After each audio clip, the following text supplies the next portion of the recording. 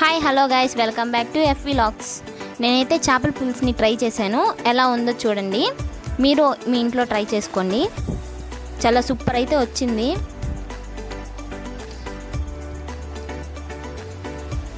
First చేపల్ని బాగా కడుక్కొని పక్కకు పెట్టుకొని పసుపు, ఉప్పు, కారం వేసి 1 టేబుల్ స్పూన్ ఆయిల్ వేసేసి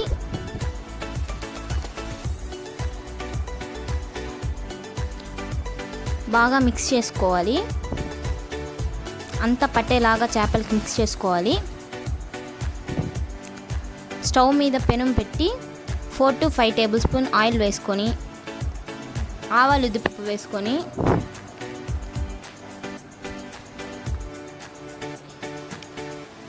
ఆవాలు ఉద్దిపప్పు అయితే వేసుకున్నాను.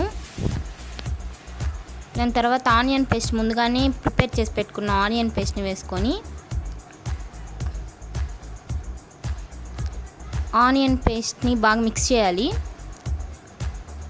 2 పచ్చిమిర్చి వేసుకొని బాగా మిక్స్ చేసుకోవాలి. పచ్చి వాసన పోయేదాకా మిక్స్ చేసుకోవాలి.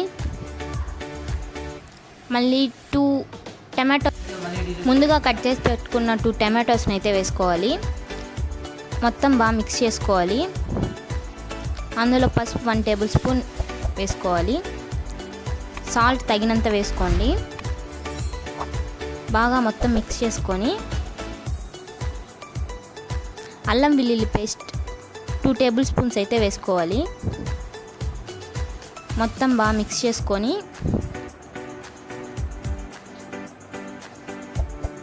ముందుగానే నానబెట్టుకున్న 100 గ్రాముల చింతపండుని అయితే బాగా కలిపి దాంట్లో మిక్స్ చేసేవాలి.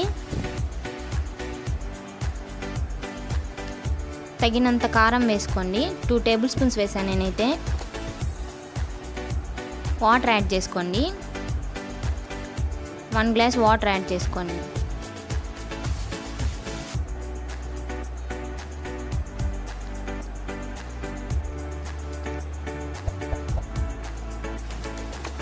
కూర బాగా బాయిల్ అయ్యేటప్పుడు చేపలైతే ముందు నానబెట్టుకున్న, ఫస్ట్లో మనం ప్రిపేర్ చేసి పెట్టుకున్న చేపలు అయితే వేసుకోవాలి. పసుపు, ఉప్పు, నూనె వేసుకొని నానబెట్టాం కదా, ఆ చేపలు అయితే వేసుకోవాలి.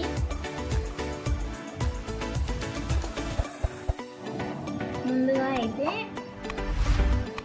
కొంచెం ఆయిల్ వేసి 1 టేబుల్ స్పూన్ ఆయిల్ వేసి తెల్లగడ్డ 4 to 5 తెల్లగడ్డ రెమ్మలు, ధనియాలు 1 టేబుల్ స్పూన్, 4 ఎండుమిరపకాయలు వేసి నేనైతే మిక్సీ చేసి పెట్టుకున్నా. ఆ పొడిని అయితే వేసేసాను.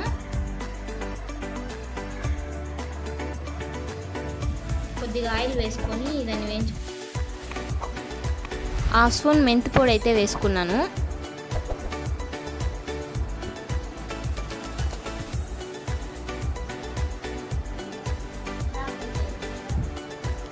ఫిష్ కర్రీ మసాలా కూడా వేయాలి.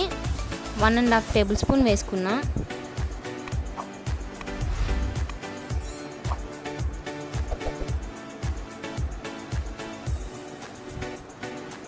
కొంచెం కుక్ చేసుకొని స్టవ్ ఆఫ్ చేసుకోవాలి.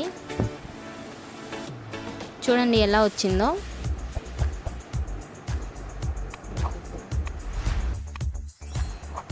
చేపల కూర అయితే ప్రిపేర్ అయిపోయింది.